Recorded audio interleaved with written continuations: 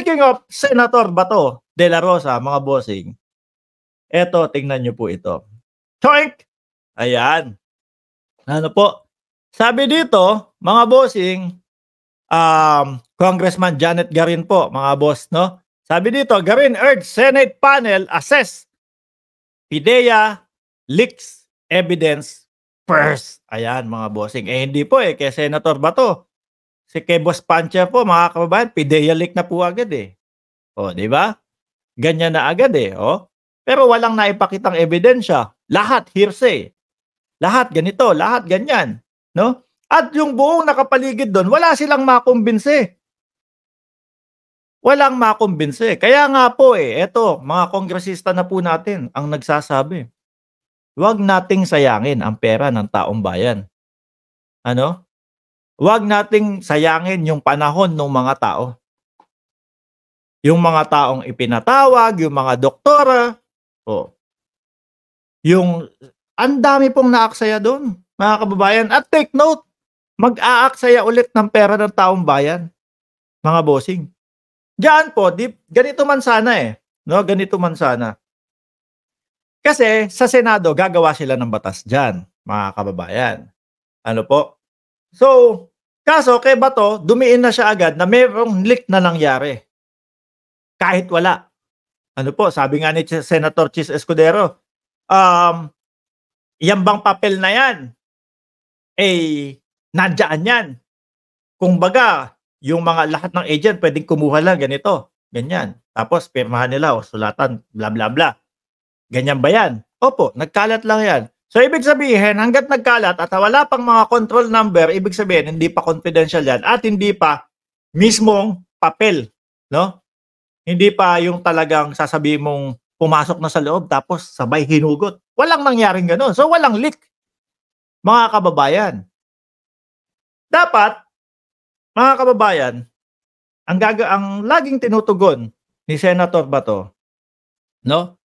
O tukuyin natin to kung totoo ba to o hindi. Ayan, ganyan lang. Pero wala tayong narinig na gano'n. Basta sa kanya, leak yan, leak, leak, leak. So ngayon, gagawa sila ng batas. Ano ba ang dapat nating gawing batas kapag merong ganito na gumawa ng mga nagsulat,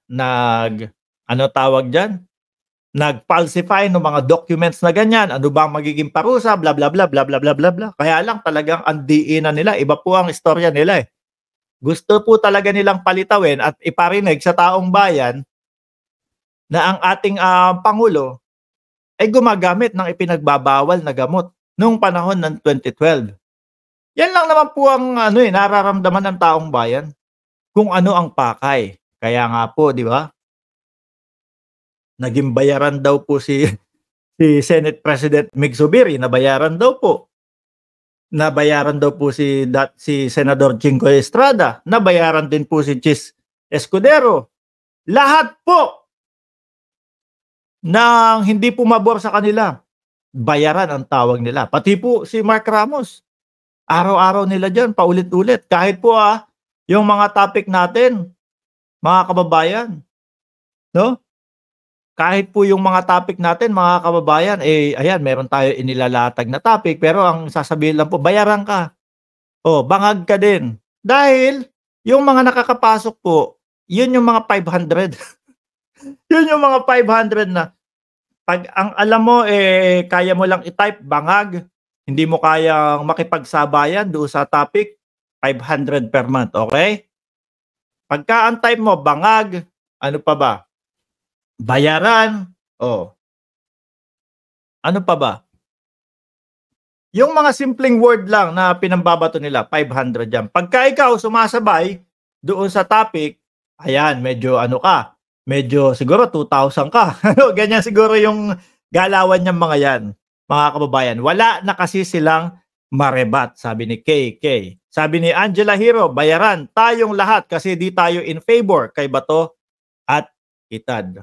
Sabi ni Estela Nicolas, 384 like from NYC. Ay, nandiyan ako sa NYC, siguro mga bandang July. Ano po?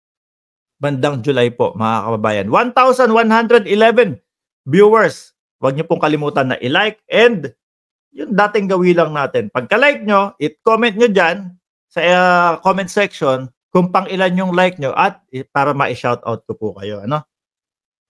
Sayang ang pera ng taong bayan. Dahil dito, pansin na po ng mga kongreso, mga bossing. Ano? Sabi ni Lorelai, kapal ng mukha ni Bato, lumayas ka na sa Senado. Salot. Kasalot ka lang dyan. Nonsense ang hearing, pera ng taong bayan, sayang binabayad. Parang ang napansin ko nga po, mga bossing, parang si Morales po yata ang chairman nung ng hearing na yon. Kasi po siya yung talagang parang nagko-control eh. Di ba? Lalo na yung first day ng hearing. Ay, basta sasabat na lang, pipindot. Ganito kasi yan. Tapos hahayaan lang. Di ba? Kaya siguro naisipan nitong mga DDS, patakbuhin natin ng Senado to. Magaling to sa Senado. Sabi ni Ma'am Joselisa, Moises, 230. Sabi ni Angel, ay, ngayon ka lang nag-like, kanina ka pa nandyan, nahahalata ka. Pang 364 daw po siya. Violeta Madarang, pang 337. Alias Bicoy, 180. Sabi niya. Kim Sep, 371. Mark Ramos, bayaran ka naman talaga ng YouTube. Sabi ni Maris Mix Vlog. Wag na nating pag-usapan yun. Lalong hihimatayin yung mga DDS na yan. Pag yan pa ang pinag-usapan natin. Lakay Sacramento, shout out sa iyo.